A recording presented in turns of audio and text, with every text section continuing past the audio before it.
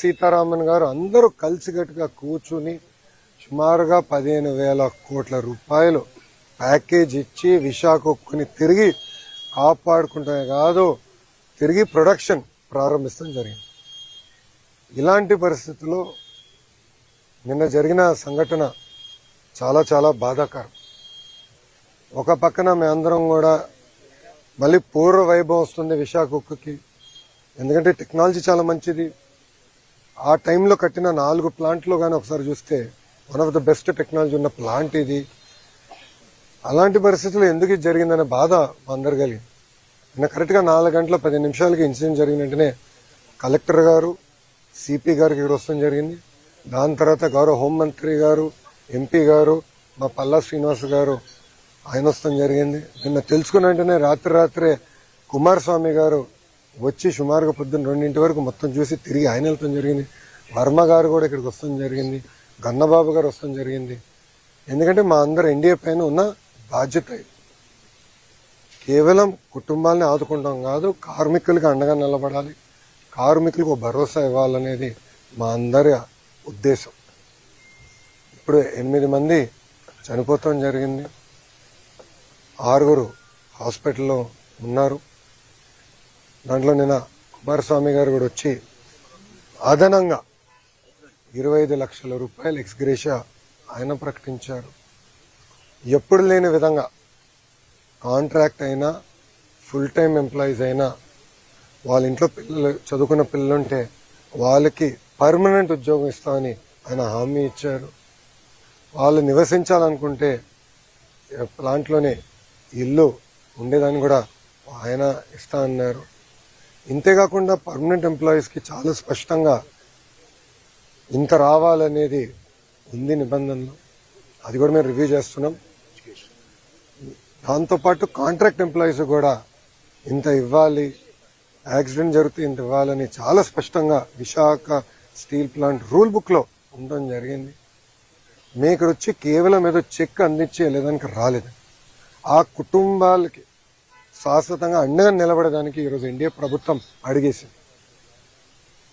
గతంలో ఎప్పుడు లేని విధంగా పర్మనెంట్ జాబ్ ఇస్తామని పెద్ద మనసుతో కుమారస్వామి గారు ఒక హామీ ఇచ్చారు. కేంద్రంలో ఉన్న సెక్రటరీ గారు ఇది ఎక్కడ లేదు కదా సార్ అంటే, అవసరమైతే నేను క్యాబినెట్ కూడా తీసుకెళ్తా, nothing to worry, I will get it done, నాది బాధ్యత. ఎందుకంటే ఆ కుటుంబాలకు మనం అండగా నిలబడాల్సిన సమయం ఇదని ఆయన చెప్తాం జరిగింది. సో ఎక్కడ జరగలేదు. ఇప్పుడే గురువు గారు చెప్పినట్లు పిల్లలు కూడా చదువుకునే, ఎందుకంటే పాప కార్మికుడికి 3 నెలల బాబు ఉన్నాడు. 3 నెలల బాబు, అందరూ బాధ కలిగింది. ఒకరు చదివితే రేపు పుట్టినరోజు. సో వాళ్ళందరూ కూడా కుటుంబాలకు అండగా నిలబడాలి, బాధ్యత మా పైన ఉంది. సో నేను కుటుంబాలను కలిసినప్పుడు కూడా చెప్పాను, రూల్స్ ప్రకారం కొంతమందికి ఎక్కువ వస్తుంది, నాకు ఎలాంటి డౌట్ లేదు, ఎంత ఉన్నా అంత ఇవ్వాలి. ఆల్రెడీ సీఎండీ గారు స్పష్టంగా చెప్పారు. నిన్న కుమారస్వామి గారు ఇచ్చిన ఆదేశాల మేరకు ఈరోజు డేట్ మారే లోపల 25 లక్షల రూపాయలు ఫస్ట్ విడత కింద 8 మంది వాళ్ళ అకౌంట్లో డబ్బులు వేస్తూ జరుగుతుంది. ఇంతేకాదు దాని తర్వాత రావాల్సిన ఎక్స్గ్రేషియా, పిఎఫ్ అకౌంట్ నుంచి రావాల్సిన డబ్బులు, స్టీల్ ప్లాంట్ ఇవ్వాల్సిందంతా కూడా మేము మొత్తం క్యాలిక్యులేట్ చేసి ఆ కుటుంబాల అకౌంట్లో వేసే బాధ్యత ప్రభుత్వం తీసుకుంటుంది. అక్కడితో మేము ఆగం. మేము అందరూ వచ్చేటప్పుడు కారులో కూడా మాట్లాడుకున్నాం. వర్మ గారు నేను కూడా డిస్కస్ చేసాం. అంత్యక్రియలు అయిన తర్వాత పెద్దకరమైన తర్వాత మళ్ళీ అమరావతిలో ఒకసారి కూర్చుందాం కుటుంబాలతో, ఇంకెలా చేద్దాం, ఏం చేస్తే బాగుంటుంది. వాళ్ళు కేవలం సొంత కాలపై నిలబడతాం కాదు, ఆ పిల్లల్ని చూసుకోవాల్సిన బాధ్యత ఎన్డీఏ ప్రభుత్వం పైన ఉంది. గతంలో ఎట్లయితే విశాఖ ఉక్కుని కలిసికట్టుగా ఎన్డీఏ కాపాడిందో అదేవిధంగా కార్మికులకి మేము అండగా నిలబడతాం, ఆ కుటుంబాలకి మేము అండగా నిలబడతాం. ఇంతేకాదు నిన్న కుమారస్వామి గారు ఒక ఆదేశాలు కూడా జారీ చేశారు. 3 సీనియర్ మెంబర్స్తో కమిటీ వేసి వాళ్ళు ఇప్పుడు సుమారుగా 4-5 వాళ్ళు వస్తున్నారు. కమిటీ మొత్తం రివ్యూ చేస్తారు, డేటా అంతా చూసుకుంటారు. ఆ టైంలో 2nd, 3rd, 4th ఎక్కడైతే యాక్సిడెంట్ జరిగిందో అక్కడ ఉన్న కార్మికులతో కలుస్తారు. వాళ్ళది కూడా ఏం జరిగింది ఏంటని తెలుసుకుంటారు. ఇది కింద నుంచి కారింది కాదు, ఏంటిదో లాగితే సరే ఫినిష్డ్ ప్రోడక్ట్ బయటకు వచ్చింది కాదు, పైనుంచి పొంగుతాం కూడా కాదు, కక్కింది. పొంగినా అది వేరే రకంగా అనుకోవచ్చు, కానీ కక్కింది. ఎందుకు జరిగింది, ఎక్కడ జరిగింది, ఎందుకు ఇక్కడ జరిగింది, దీని వెనకాల ఏంటి, మొత్తం మనం క్షుణ్ణంగా పరిశీలించాల్సిన బాధ్యత అటు స్టీల్ ఇండస్ట్రీ పైన ఉంది, రాష్ట్ర ప్రభుత్వం పైన ఉంది. తప్పనిసరిగా నివేదిక వచ్చిన తర్వాత ఏం చర్యలు తీసుకోవాలో ప్రభుత్వం తీసుకుంటుంది. కానీ ఈరోజు యాక్సిడెంట్లో దెబ్బలు తగిలిన కార్మికుడిని హాస్పిటల్లో కలిశారు. ఆయన పేరు శ్రీనివాస్. ఆయన కలుస్తుంటే ఆయన ఒక మాట అన్నాడు, అయ్యా మాకు దెబ్బలు తగిలినాయి, మీరు వచ్చారు పెద్ద మనసుతో మాకు అండగా నిలబడతాన్నారు, కానీ విశాఖ ఉక్కుని మీరు కాపాడండి. మీరు ఉక్కుతో అండగా ఉండండి, ఈ ఫ్యాక్టరీతో అండగా ఉండండి, ఉక్కు ఫ్యాక్టరీతో అండగా ఉండండి. ఇది కేవలం మా కుటుంబాలే కాదు, లక్షలాది కుటుంబాలు గాజువాక విశాఖపట్నంలో దీనిపైన ఆధారపడి ఉన్నాయి. చూసుకోవాల్సిన బాధ్యత మీదని ఆయన చెప్పారు. ఇన్ఫాక్ట్ ఆయన చెప్పినప్పుడు నేను అనుకుంటే ఆయన గురించి, ఆయన కుటుంబం గురించి మాట్లాడుతున్నాడేమో అనుకున్నా.